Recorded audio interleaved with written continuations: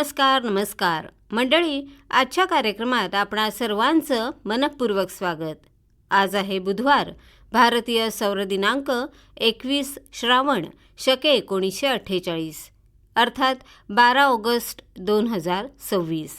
मंडळी, आज आपण ऐकणार आहोत युवकांसाठी कृषी शिक्षणातील संधी याविषयी डॉक्टर संदीप गुरव यांची विद्या तावडे यांनी घेतलेली ही मुलाखत. नमस्कार श्रोते हो, आजच्या तरुण पिढीसमोर आपलं करिअर घडवणं एक मोठं आव्हान झालंय आणि यासाठीच 12वी नंतर योग्य शाखेची निवड करणं गरजेचं आहे.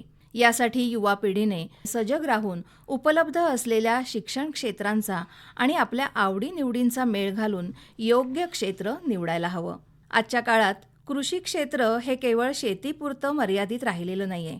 आधुनिक तंत्रज्ञान, संशोधन, उद्योजकता आणि जागतिक बाजारपेठ यामुळे कृषी शिक्षणाला नवे परिमाण मिळाले आहेत. आज आधुनिक तंत्रज्ञानामुळे अनेक करिअरच्या संधी या क्षेत्रात उपलब्ध आहेत आणि याविषयीच आज आपण जाणून घेणार आहोत. ही सर्व माहिती देण्यासाठी आज आपल्या स्टुडिओमध्ये डॉक्टर बाळासाहेब सावंत कोकण कृषी विद्यापीठ दापोली अंतर्गत मुळदे कुडाळ इथे जे उद्यान विद्या महाविद्यालय आहे इथले शिक्षण प्रभारी प्राध्यापक डॉक्टर संदीप गुरव आपल्या स्टुडिओमध्ये आलेले आहेत. सर नमस्कार. नमस्कार. सर, सुरुवातीला सांगा की आजच्या काळात कृषी शिक्षणाचं महत्त्व इतकं नेमकं का वाढलेलं आहे? नक्कीच हा एक मूलभूत प्रश्न आहे, अतिशय महत्त्वाचा प्रश्न आहे. आपल्याला माहिती आहे की लोकसंख्या ही दिवसेंदिवस वाढत जात आहे आणि त्याच्यामुळे जगभरामध्ये अन्नधान्याची मागणी देखील सातत्याने वाढत आहे. आणि त्याच्यामुळे कृषी क्षेत्राला नेहमीच महत्त्व हे राहणार आहे भविष्यामध्ये. कारण जे काही अन्नधान्य तयार होतं ते कुठल्याही कंपनीमध्ये, फॅक्टरीमध्ये तयार होऊ शकत नाही. त्याच्यासाठी कृषी मधील जे शेतकरी आहेत त्यांची ही कायमच गरज लागणार आहे. त्याच्यामुळे हा एक महत्त्वाचा आहे की कृषी शिक्षण हे फार महत्त्व झालेलं आहे. त्याचबरोबर आपल्याला आता माहिती आहे की हवामानामधील होणारे सततचे बदल, पाण्याची दिवसेंदिवस होणारी कमतरता, नंतर जमिनीची सुपीकता कमी होते किंवा नवीन कीड रोगांचा प्रादुर्भाव विविध पिकांवर आपल्याला आलेला दिसतो. त्याच्यामुळे उत्पादन खर्च वाढलेला आहे. अशी अनेक आव्हानं जर बघितली तर आता शेतीसमोर उभी राहत आहेत. आणि या सगळ्या समस्या ज्या आहेत त्याच्यावर जर वैज्ञानिक पद्धतीने उपाय शोधायचे असतील तर आपल्याला प्रशिक्षित कृषी पदवीधर हा आवश्यक आहेच. आणि त्याच्यामुळे कृषी शिक्षण हे केवळ शेतीची माहिती नव्हे तर विज्ञान, आधुनिक तंत्रज्ञान, व्यवस्थापन, तसंच संशोधन, तसंच संगणकांचे वापर, कृत्रिम बुद्धिमत्ता म्हणजे त्याला आता आपण AI म्हणतो, आणि उद्योजकता म्हणजे स्वतःचा व्यवसाय सुरू करण्यामध्ये युवकांमध्ये असलेली ताकद, या सगळ्यांचा समन्वय म्हणजे कृषी शिक्षण आहे. आणि त्यामुळे कृषी शिक्षणाला आज देशातच नव्हे तर परदेशातही मोठं महत्त्व प्राप्त झालेलं आहे. बरोबर. म्हणजे या आधुनिक तंत्रज्ञानाबरोबरच जसं की AI सारख्या माध्यमातून आपल्याला या सगळ्या आव्हानांवर मात करून चांगल्या शिक्षण पद्धतीने आपण या शेतीमध्ये पुढे जाऊ शकतो, प्रगती करू शकतो. हो, नक्कीच. आत्ताच तुम्ही म्हणालात की शेतीमध्ये सुद्धा आपल्याला बरीच आव्हानं आहेत आणि याच्यातून आपल्याला पुढे जायचंय. तर अनेक विद्यार्थी आणि पालकांचा सुद्धा अजूनही असा समज आहे, याला गैरसमज म्हणता येईल, की कृषी शिक्षण म्हणजे फक्त शेतात काम करणं. तर हे कितपत योग्य आहे? नक्कीच हा तसा गैरसमजच आहे. कारण पूर्वीची शेती पद्धती जी होती त्याच्यामध्ये पूर्वीचे पालक बरेचसे आपल्या मुलांना विद्यापीठांमध्ये पाठवायचे. त्यावेळी असं म्हटलं जायचं की केवळ शेतात काम करणं म्हणजे माझा मुलगा शिकून शेतीचं ज्ञान घेऊन येईल. परंतु तसं नाही आहे. आजचा हा कृषी पदवीधर जो आहे तो फक्त शेतात काम करत नाही, परंतु शेतात काम करतो, परंतु त्याला त्याचं ज्ञान येण्यासाठी त्याला शेतात काम करावं लागतं. परंतु तो कृषी अधिकारी होऊ शकतो, त्याच्या जोरावर तो संशोधक बनू शकतो किंवा एखाद्या चांगल्या संस्थेमध्ये प्राध्यापक बनू शकतो, मुलांना शिकवू शकतो किंवा बँकेमध्ये कृषी अधिकारी म्हणून तो काम करू शकतो. कारण आपल्याला माहिती आहे की बँकांमध्ये आता प्रत्येक बँकांमध्ये कृषी अधिकारी हे एक पद निर्माण केलेलं आहे आणि तिथे कृषीचं ज्ञान असणाराच अधिकारी तिथे चांगल्या प्रकारे काम करू शकतो. तसंच बहुराष्ट्रीय कंपन्यांमध्ये देखील तो चांगल्या प्रकारे काम करू शकतो, स्वतःचा उद्योग तो सुरू करू शकतो आणि तसेच परदेशात जाऊन देखील शिक्षण घेऊन तिथे परदेशामध्ये देखील कृषीला चांगल्या प्रकारच्या संधी आहेत. आणि त्यामुळे आत्ता जर बघितलं तर आज भारतातले अनेक कृषी पदवीधर जे आहेत ते इतर देशामध्ये म्हणजे इस्रायल असेल, ऑस्ट्रेलिया असेल, कॅनडा असेल, अमेरिका आहे किंवा नेदरलँड या देशांमध्ये संशोधन आणि आधुनिक शेती प्रकल्पामध्ये कार्यरत आहेत. आणि त्यामुळेच कृषी शिक्षणाची जी व्याप्ती आहे ती अजून खूप व्यापक झालेली आपल्याला दिसून येतं. त्यामुळे तुम्ही जे आता म्हणालात की पूर्वीचा जो पालकांचा समज होता की कृषी शिक्षण म्हणजे शेतात काम करणे, हा तसा गैरसमजच म्हणावा लागेल. बरोबर. एक कृषीला एक वेगळं व्यापक स्वरूप आता प्राप्त झालेलं आहे. खरंय. अनेक वेळा पालकांचा असा समज असतो की माझा जो पाल्य आहे तो डॉक्टर किंवा इंजिनियर बनावा. हां मग हे क्षेत्र त्या विद्यार्थ्यांनी का निवडायला हवं? हां म्हणजे आपला जर बघितला, भारत हा शेतीप्रधान देश आहे. आपली जी लोकसंख्या आहे त्याला तर 2 वेळचं जेवण लागणार आहे. त्याच्यामुळे डॉक्टर इंजिनियर सगळेच जर झाले तर शेती कोण करणार? खरंय. त्यामुळे सध्या जर तुम्ही बघितलं तर शेतीमधली थोडीशी युवकांकडे शेतीमध्ये वळण्याचा दृष्टिकोन जरा कमी आहे. काम करायला नकोय, सगळं आरामात हवं.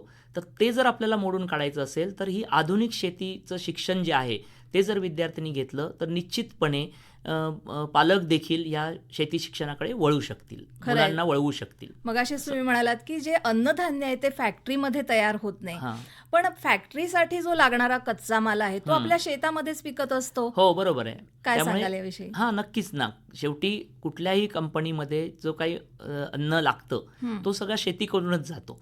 त्यामुळे मी मगाशी सुरुवातीला म्हटलं की सगळ्या कंपन्या बंद होतील एक वेळ, परंतु शेती ही कधी बंद होऊ शकत नाही. त्याच्यामुळे शेतीला भविष्यामध्ये निश्चितच चांगल्या संधी आहेत आणि त्यामुळे युवकांनी त्याच्याकडे वळणं नक्कीच गरजेचं आहे. निश्चितच. मग सर, या कृषी क्षेत्रात कोणकोणते अभ्यासक्रम सध्या उपलब्ध आहेत की ज्याकडे आपले युवक वळू शकतील? सर्वप्रथम आपल्याला सांगायला आवडेल मला की हे जे कृषीचे सगळे अभ्यासक्रम आहेत ते 12वी नंतर आपल्याला निवडता येतात. म्हणजे कुठल्याही अभ्यासक्रमासाठी आपल्याला 12वी हे गरजेचं आहे. व्हायलाच हवी. आणि त्याच्यामध्ये 12वी मध्ये शास्त्र शाखा ही कृषीसाठी निवडली जाते. त्याच्यामध्ये वेगवेगळ्या शाखा आहेत. म्हणजे कृषीमध्ये जायचं म्हटलं की एकच शाखा नाहीये. बरोबर. त्याच्यामध्ये इंग्रजीमध्ये थोडंसं सांगतो, BSc ॲग्री, म्हणजे ते पालकांना व्यवस्थित समजेल कारण तो एक कॉमन शब्द झालेला आहे. हो. BSc ॲग्री आहे, BSc हॉर्टिकल्चर आहे किंवा BSc फॉरेस्ट्री आहे, म्हणजे त्याला वनशास्त्र असं म्हटलं जातं.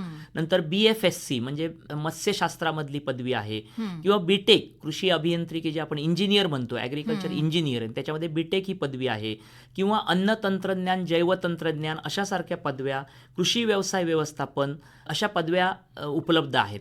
हे झालं डिग्री फक्त BSc मिळण्यापुरतं.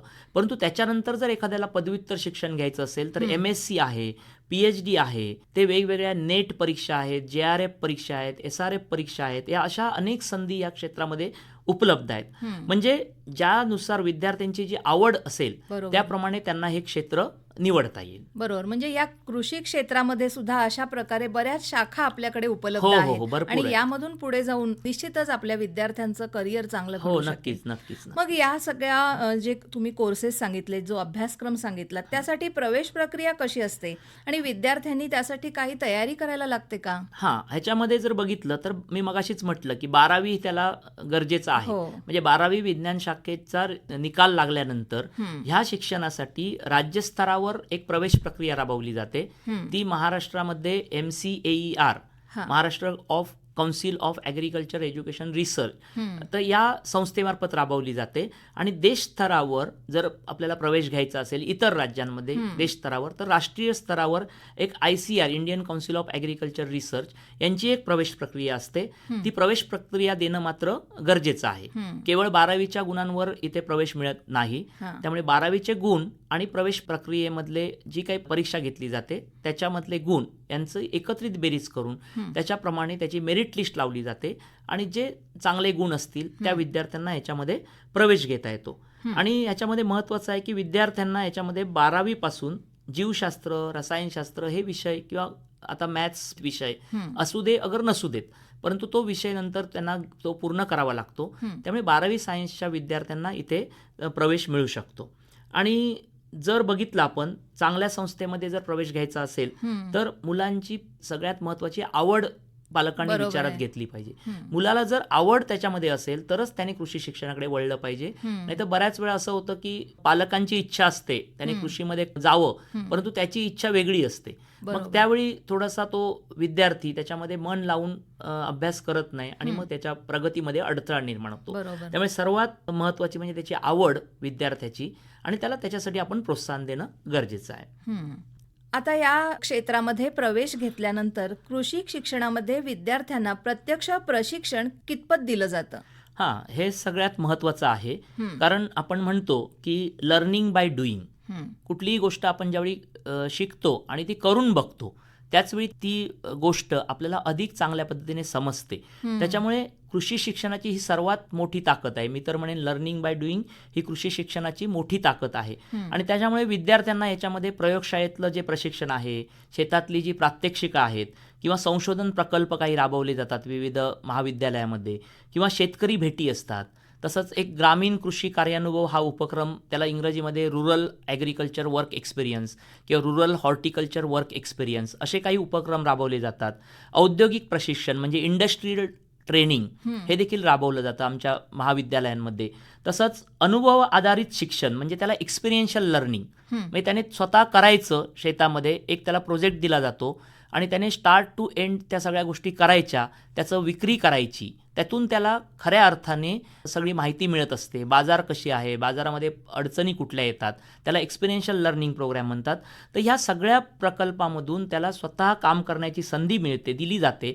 आणि त्याच्यामुळे विद्यार्थी स्वतःची रोपं तयार करतात, त्याची पीक लागवड केली जाते, त्याच्यामध्ये कुठल्या किडी रोग येतात त्याचं निरीक्षण ते करतात, उत्पादन जे येतं त्याचं विक्री कशी करायची, त्याच्यामध्ये कुठल्या समस्या येतात, आणि त्यामुळे हे आर्थिक नियोजन ह्या सगळ्या गोष्टींचं तो विद्यार्थी शिकतो. आणि त्यामुळे पदवी पूर्ण होताना त्याच्याकडे हा अनुभव असतो. म्हणजे त्याने पदवी झाल्यानंतर करायचं नाहीये, पदवीमध्येच असताना शेवटच्या वर्षाला त्याला ग्रामीण कृषी कार्यानुभव अंतर्गत 6 महिने गावामध्ये ठेवलं जातं, इंडस्ट्रीमध्ये ठेवलं जातं, आणि त्याला ते ज्ञान घेऊन तो स्वतः तिथे त्या प्रक्षेत्रावर काम करतो.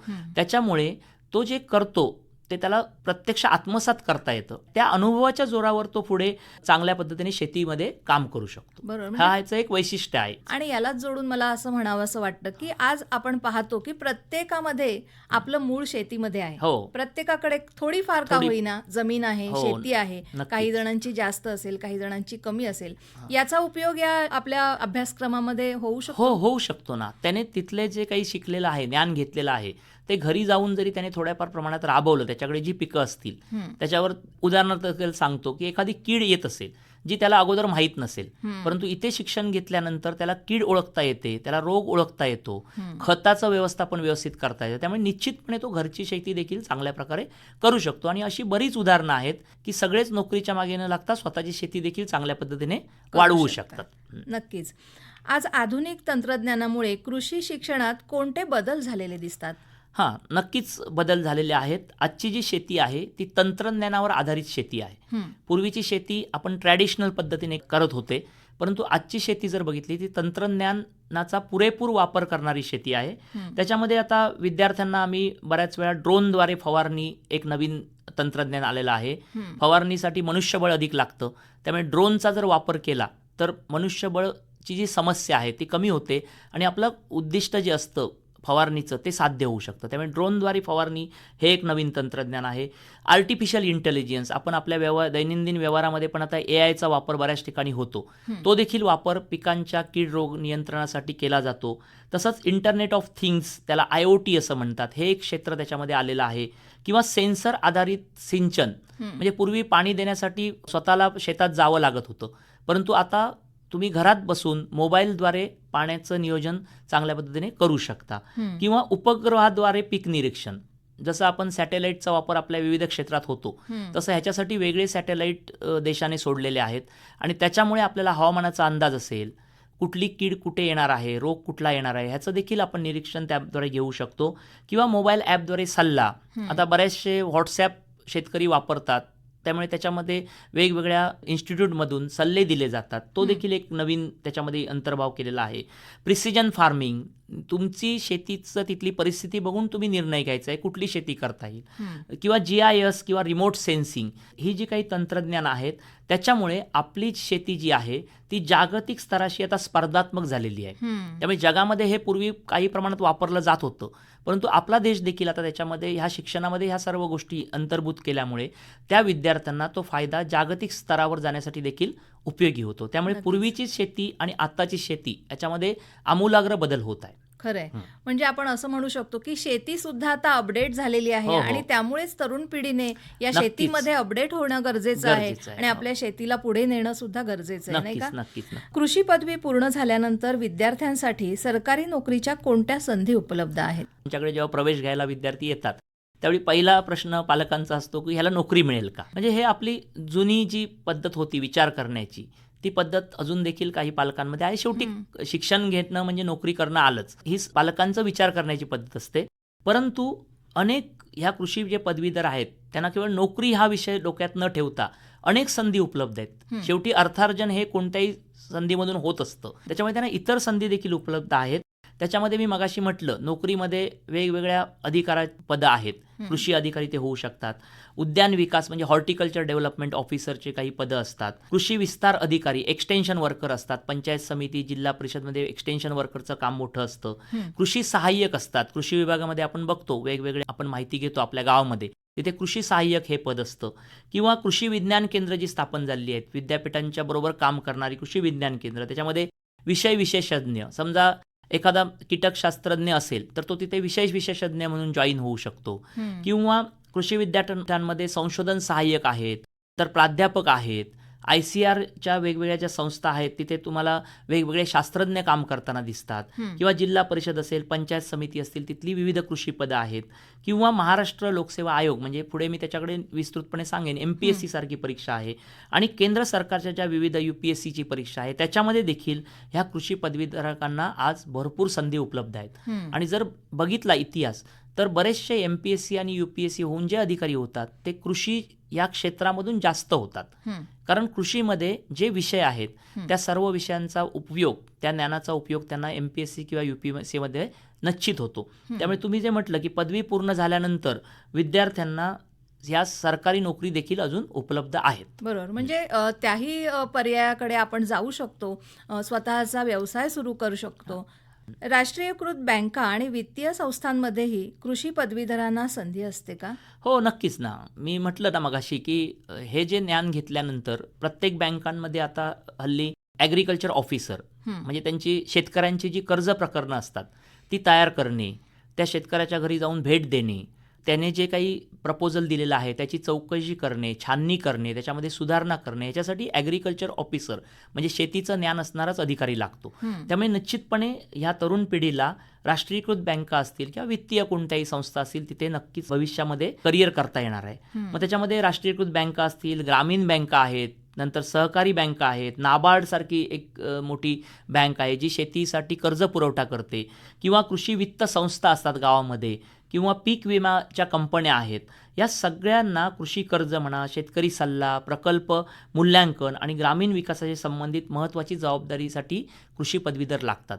त्यामुळे केवळ सरकारी अधिकारी न होता काही विद्यार्थी ह्या बँकांमध्ये देखील परीक्षा देऊन जाऊ शकतात. त्याच्यासाठी मात्र त्यांच्या परीक्षा वेगळ्या असतात, पण त्याला जे तो अभ्यासक्रम असतो तो कृषीशी रिलेटेड असतो. त्याच्यामुळे हे कृषी शिक्षण घेतलेले विद्यार्थी आहेत, BSc झालेले विद्यार्थी, MSc झालेले विद्यार्थी, बँकांमध्ये सुद्धा चांगल्या संधी तज्ञांची गरज आहेच. आणि त्यामुळे आता हल्ली बरेचसा अनुभव बघितला किंवा आकडेवारी बघितली तर बँकांमध्ये जाण्याचं देखील प्रमाण ह्या कृषी पदवीधरांचं मोठ्या प्रमाणात आहे. त्याचबरोबर खाजगी क्षेत्रामध्ये कृषी पदवीधरांना कोणत्या प्रकारच्या संधी उपलब्ध आहेत? खाजगी क्षेत्र म्हणजे सर्वप्रथम सांगू इच्छितो की आपल्या वेगवेगळ्या बियाणं उद्योग आहेत जिथून आपण बियाणं खरेदी करतो, कंपन्या आहेत, किंवा खत कंपन्या असतील, कीटकनाशक कंपन्या असतील, जैविक उत्पादनांचं आता सेंद्रिय शेतीचं देशाची एक पॉलिसी ठरते, त्याच्यामध्ये जैविक कीटकनाशकं असतील, जैविक खत असेल, तर ह्या सगळ्या ज्या निर्मिती करणाऱ्या ज्या कंपन्या आहेत त्यांना मात्र कृषी पदवीधरांची आवश्यकता लागते. मग त्याच्यामध्ये मार्केटिंग फील्ड असेल, त्याच्यामध्ये संशोधन असतील, काही त्यांचे प्रोजेक्ट असतात, त्याच्यामध्ये हे जे पदवीधर आहेत त्यांना त्याची आवश्यकता लागते. आणि त्याच्यामुळे फळ भाजीपाला निर्यात उद्योगासारखा एक क्षेत्र आहे, किंवा कृषी सल्लागार संस्था आहेत ज्या कृषीसाठी सल्ला देतात, करार शेती, कॉन्ट्रॅक्ट फार्मिंग, काही लोक एकत्र येऊन शेती करतात, त्यांना देखील या पदवीधरकांचं मार्गदर्शन लागतं. किंवा ई कॉमर्स सारख्या आधारित ज्या कृषी कंपन्या आहेत, तर या सर्व क्षेत्रांमध्ये तांत्रिक अधिकारी, संशोधन अधिकारी, विक्री व विस्तार अधिकारी अशा अनेक पदांवर या मुलांना पुढे भविष्यात काम करता येईल. नक्कीच. तशा संधी उपलब्ध आहेत. आजकाल ॲग्रिकल्चरल स्टार्टअप हा शब्द आपण वारंवार ऐकतो. स्टार्टअप म्हणजे नवीन कल्पनेवर आधारित उद्योग. आजकालची पिढी आपण म्हणतो की खूप हुशार आहे, तंत्रज्ञानाचा वापर करणारी आहे, मोबाईल वापरते, इंटरनेट वापरते. त्यामुळे त्यांच्या डोक्यात ज्या काही कल्पना असतील, एखाद्या समस्येवर मात करण्यासाठी एखादा प्रकल्प असेल, ते आपण स्टार्टअप म्हणून तो स्वतःचा बिझनेस सुरू करू शकतो आणि त्याच्यासाठी सरकारकडून त्याला फंडिंग मिळू शकतं. म्हणून ॲग्रिकल्चर स्टार्टअपमध्ये देखील फार संधी उपलब्ध आहेत. त्यामध्ये ड्रोनद्वारे पीक फवारणी सेवा, मगाशी मी ड्रोनचा उल्लेख केला, तर त्याची सेवा तो देऊ शकतो. स्वतःचा ड्रोन खरेदी करू शकतो, त्याचा पायलट ट्रेनिंग घेऊ शकतो आणि ती सेवा तो शेतकऱ्यांना फवारणी करून देण्यासाठी वापरू शकतो. त्यातून त्याला अर्थार्जन होऊ शकतं. माती परीक्षण प्रयोगशाळा तो सुरू करू शकतो, कारण माती परीक्षण करणं गरजेचं आहे. ऑनलाईन कृषी सल्ला तो देऊ शकतो, घर बसल्या तो सल्ला देऊ शकतो किंवा मोबाईल ॲपद्वारे बाजारभावाची माहिती देऊ शकतो. आज पुणा मार्केटमध्ये, आज मुंबई मार्केटमध्ये कुठल्याही फळाचा दर काय आहे त्याचा सल्ला तो देऊ शकतो. शेतमालाची थेट विक्री करू शकतो. बरेचसे तरुण आता स्वतः आंबा, काजूची विक्री करतात. स्मार्ट सिंचन प्रणाली मगाशी सांगितली, त्याच्यामध्ये तो करिअर करू शकतो. जैविक उत्पादनं करू शकतो आणि त्याच्यामुळे हे सगळे जे स्टार्टअप आहेत, ह्या सगळ्या नवीन संकल्पना आहेत. त्याच्यामुळे शेतकऱ्यांना देखील त्याचा फायदा होऊ शकतो. आधुनिक सेवा मिळतील, कारण सगळेच शेतकरी काही शिक्षण घेऊ शकत नाहीत. ते त्यांच्या पारंपरिक ज्ञानावर शेती करतात. परंतु त्याला जर ह्या लोकांची जोड मिळाली विद्यार्थ्यांची, तर नक्कीच ॲग्रिकल्चर स्टार्टअपमध्ये तो विद्यार्थी यशस्वी त्याची वाटचाल करू शकतो. स्वतःचा उद्योग सुरू करण्याची इच्छा असलेल्या युवकांसाठी कोणते पर्याय उपलब्ध आहेत? नक्कीच. आता म्हटलं जातं की पूर्वी नोकरी ही एक महत्त्वाची म्हटली जायची, परंतु आत्ताचा जर ट्रेंड बघितला तर बरेचसे विद्यार्थी स्वतःच्या बिझनेस सुरू करण्याकडे वळलेले आहेत, कारण त्यांना कोणाच्या हाताखाली काम करायचं नाही आहे. स्वतःचा बिझनेस म्हटल्यावर तो स्वतः निर्णय घेऊ शकतो, त्याच्या पद्धतीने तो काम करू शकतो. त्यामुळे अशा तरुण वर्गासाठी देखील अनेक संधी उपलब्ध आहेत. त्याच्यामध्ये मशरूम शेती आहे, पॉली हाऊस शेती आहे, शेडनेट प्रकल्प आहेत किंवा फूल शेती आहे. नंतर फळ प्रक्रिया उद्योग आहेत. आपल्या कोकणामध्ये देखील फळ प्रक्रिया उद्योग मोठ्या प्रमाणात होतात. नर्सरी व्यवसाय आहे, मधमाशी पालन, सेंद्रिय शेती, गांडूळखत निर्मिती आणि सगळ्यात महत्त्वाचं म्हणजे कृषी पर्यटन. ज्याच्याकडे जमीन असेल, सुंदर निसर्ग आहे, बरेचसे पर्यटक आपल्याकडे फिरायला येतात, त्याच्यासाठी देखील तो छोट्याशा हट्स बांधून पर्यटनाचा एक चांगला उद्योग होऊ शकतो. त्यांना खाणं देणं, कोकणी पद्धतीचं खाणं देणं, अशा पद्धतीने तो त्या विभागानुसार कृषी पर्यटनामध्ये देखील काम करू शकतो. आणि ह्याच्यासाठी सगळ्यात महत्त्वाचं म्हणजे त्याला शासनाकडून अनुदान उपलब्ध आहे, प्रशिक्षण आहे, अनुदान आहे, आर्थिक सहाय्य उपलब्ध असल्यामुळे काय होतं की उद्योग सुरू करणं हे पूर्वीपेक्षा खूप सोपं झालं आहे. त्याचं जे भांडवल आहे ते त्याला थोडंसं घालावं लागतं, परंतु शासनाकडून त्याचा सपोर्ट मिळतो. त्यामुळे मी तर म्हणतो की स्वतःच उद्योग सुरू करायची इच्छा असलेल्या तरुणांनी नक्कीच शेतीकडे वळलं पाहिजे. कृषी शिक्षण घेतल्यावर फक्त नोकरी करावी लागते, हा समज आहे की गैरसमज? हा गैरसमज आहे. आता आपण जी चर्चा झाली, आजपर्यंत आपण बोललो, वेगवेगळी क्षेत्र पदवीधरांना बोलावत आहेत, परंतु पूर्वीचा एक ट्रेंड असा होता, मगाशीच मी म्हटलं, पालकांना असं वाटतं की आपण कृषी शिक्षण घेतलं की त्याला नक्की नोकरी मिळेल. पण तो थोडासा डोक्यातून काढून टाकून आपण नोकरी शोधणारे नव्हे तर रोजगार निर्माण करणारे तरुण घडवले पाहिजेत. हा खरं तर कृषीचा मुख्य हेतू आहे. त्यामुळे आधुनिक कृषी पदवीधर हा स्वतःचा उद्योग सुरू करू शकतो, कृषी सल्लागार बनू शकतो, सगळं मगाशी जे सांगितलं, स्टार्टअप सुरू करू शकतो, प्रक्रिया उद्योग उभारू शकतो, निर्यात व्यवसाय करू शकतो, तसेच डिजिटल प्लॅटफॉर्मच्या माध्यमातून तो देशभरातील कुठल्याही शेतकऱ्याला सेवा देऊ शकतो. सर, आज आपण इथे आलात आणि युवा पिढीसाठी कृषी क्षेत्रात कोणत्या संधी उपलब्ध आहेत, कशा प्रकारे हे शिक्षण त्यांना पुढे भविष्यामध्ये उपयोगी पडू शकेल, याविषयीची सविस्तर माहिती दिलीत. त्याबद्दल आकाशवाणीतर्फे आणि सर्व श्रोत्यांतर्फे मी आपले आभार मानते. धन्यवाद. धन्यवाद. आत्ताच आपण युवकांसाठी कृषी शिक्षणातील संधी याविषयी डॉक्टर संदीप गुरव यांच्याशी विद्या तावडे यांनी केलेली बातचीत ऐकलीत. मंडळी, आता ऐकूया जिल्हा अधीक्षक कृषी अधिकारी रत्नागिरी यांच्याकडून आलेलं हे निवेदन. जिल्हास्तरीय रानभाजी आणि पौष्टिक तृणधान्य महोत्सव पाककला स्पर्धा 2026चं रत्नागिरीमध्ये आयोजन होत आहे. शहरातील नागरिकांना रानभाज्या आणि पौष्टिक तृणधान्यांची ओळख व्हावी, त्यांच्या आहारातील फायद्यांची माहिती त्यांना मिळावी आणि ग्रामीण भागातील बळीराजा, महिला बचत गट आणि शेतकरी उत्पादक कंपन्या यांना थेट बाजारपेठ उपलब्ध व्हावी या उद्देशानं महाराष्ट्र शासन कृषी विभाग आणि प्रकल्प संचालक रत्नागिरी यांच्या संयुक्त विद्यमानं जिल्हास्तरीय रानभाजी आणि पौष्टिक तृणधान्य महोत्सवाचं आयोजन करण्यात आलं आहे.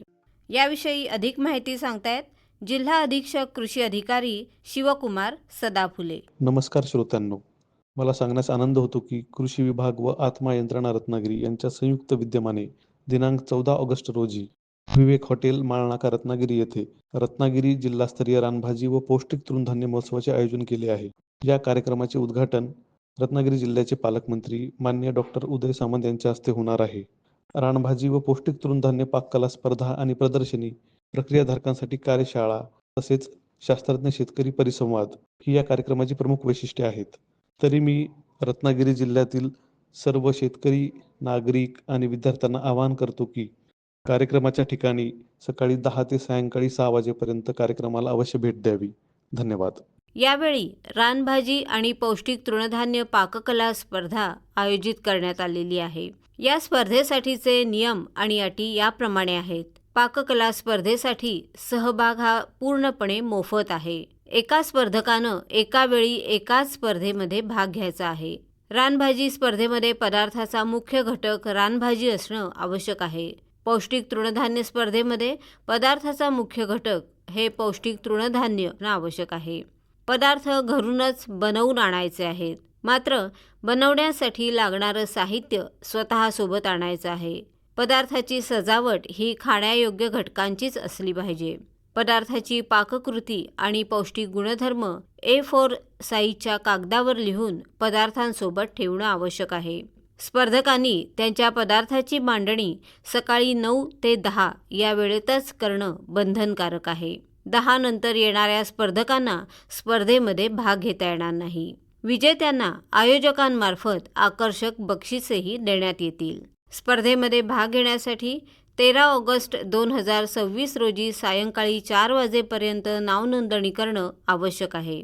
पाककला स्पर्धेच्या नावनोंदणीसाठी संपर्क क्रमांक याप्रमाणे आहेत: 9422441571 9422441571 आणि 9423203641 9423203641 आणि 9403144561 9403144561.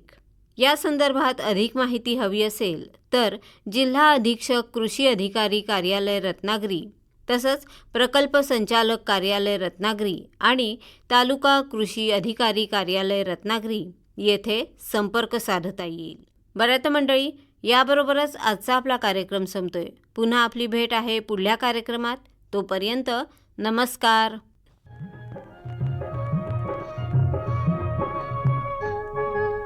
Thank you.